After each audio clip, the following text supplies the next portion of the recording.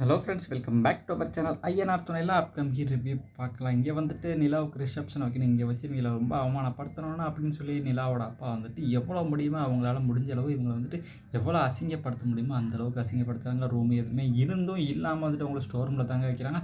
அங்கே ஒரு ஃபேன் இல்லை, பாத்ரூம் வசதி இல்லை, எதுவுமே இல்லை. பாத்ரூம் இல்லைன்னு கேட்டப்போ பின்னாடி ஒரு பாத்ரூம் இருக்குது, நீங்கள் அதை யூஸ் பண்ணிக்கங்க அப்படின்னு சொல்கிறாங்க. அவங்களும் பாவம் என்ன பேச முடியாமல் எதுவும் கேட்கவும் முடியாமல் வந்த இடத்துல நம்ம வந்துட்டு அமைதியாக இருந்துக்கணும், அப்படியே அமைதியாக இருந்துக்கிறாங்க. அவங்க அப்பா மாடியில் படுத்து தூங்கிக்கிறாங்க. சோழனும் அதே போல் இங்கே வந்து ஃபேஷியல் இதெல்லாம் பண்ணிவிட்டு கிளம்பி வராங்களா. வீட்டுக்கு வந்ததும் இந்த மாதிரி பார்க்குறாங்க. அண்ணன்லாம் எங்கன்னு கேட்குறப்போ இந்த மாதிரி ரூமில் தங்க வச்சுருக்காங்க. எந்த ரூமில்? ஸ்டோர் ரூம்லன்னு பார்த்துட்டு ரொம்ப மனசு கஷ்டப்படுறாங்க. நிலாட்ட போயிட்டு பாத்ரூம் எங்கே இருக்குது அப்படின்னு தங்குறாங்க.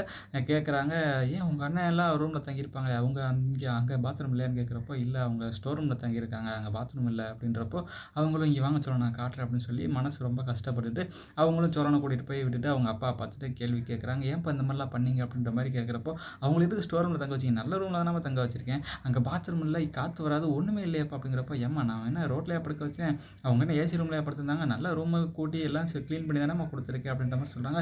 ஏன்ப்பா இதெல்லாம் இருந்தால் நான் போய் ஒரு நல்ல ஹோட்டலில் தங்க வச்சிருப்பில்ல, ஏன்ப்பா இந்த மாதிரிலாம் பண்ணுறீங்க அப்படின்னு கேட்குறப்போ, என்னம்மா நீ இப்படிலாம் பண்ணிட்டு இருக்கு, இதெல்லாம் ஒரு பெரிய விஷயமா, எப்பா இது பெரிய விஷயம் இல்லை, அப்போ யார் யாருக்கோ ஏசி ரூம் கொடுக்குறீங்க, அவங்களுக்கு இந்த மாதிரி ரூமை கொடுத்துருக்கீங்கன்னு நிலா வந்துட்டு அவங்க உரிமையாக கேட்குறாங்க.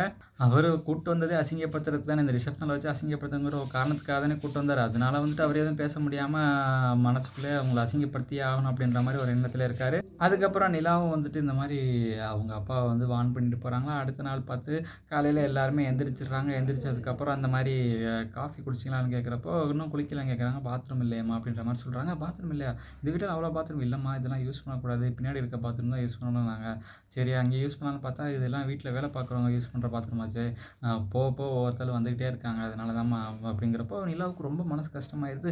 என்ன ஒரு பாத்ரூம் கூட யூஸ் பண்ண மாட்டேங்கிறாங்க, அப்பா இந்த மாதிரிலாம் பண்ணுறாங்க அப்படின்னு போயிட்டு அவங்க அம்மாவையும் பார்த்துட்டு கிச்சனில் போயிட்டு காஃபி கொடுக்கலையா அப்படின்னு சொல்லி ரொம்ப வந்துட்டு திட்டுறாங்க. என்ன நிலா இதெல்லாம் ஒரு பெரிய விஷயமா, மறந்துருப்போம் அப்படின்ற மாதிரி சொல்லிட்டு இருக்காங்க. இதெல்லாம் பார்த்துக்கங்கம்மா, நான் வந்துட்டு என்ன பண்ணுறேன் பாருங்கள் அப்படின்ற மாதிரி நிலா வந்துட்டு அவங்கள வான் பண்ணுறாங்க. அதுக்கப்புறம் அவங்களோட ஒன்று சகஜமாக பேசுகிறாங்களா, சரி எப்படி வளர்த்தேன் என் பொண்ணை போயிட்டு இப்படி உட்காந்து பண்ணிகிட்டு இருக்காள் அப்படின்ற மாதிரி மன கஷ்டப்படுறாங்க. அதுக்கப்புறம் ரிசப்ஷனை எப்படியோ அவங்க நினச்ச மாதிரி நடக்குது. ஆனால் அங்கே வச்சு எவ்வளோ அசிங்கப்படுத்தணும் அசிங்கப்படுத்த போகிறாங்க. ரிசப்ஷனில் வந்துட்டு எப்படி அசிங்கப்படுத்த போகிறாங்க, இல்லை வந்து நிலா வந்து இதை வந்து எப்படி சமாளிக்க போகிறாங்க, அவங்க அப்பா அம்மாவை வந்துட்டு அவங்களோட வந்துட்டு கொண்டு வந்த அந்த அவங்களோட மனநிலை புத்தி எல்லாத்தையும் எப்படி தெரிஞ்சுக்க போகிறாங்கிறத வந்து நம்ம பொறுத்திருந்து பார்க்கலாம். இந்த வீடியோ பிடிச்சா மறக்காமல் லைக் பண்ணி ஷேர் பண்ணி சப்ஸ்கிரைப் பண்ணிடுங்க. Thank you friends.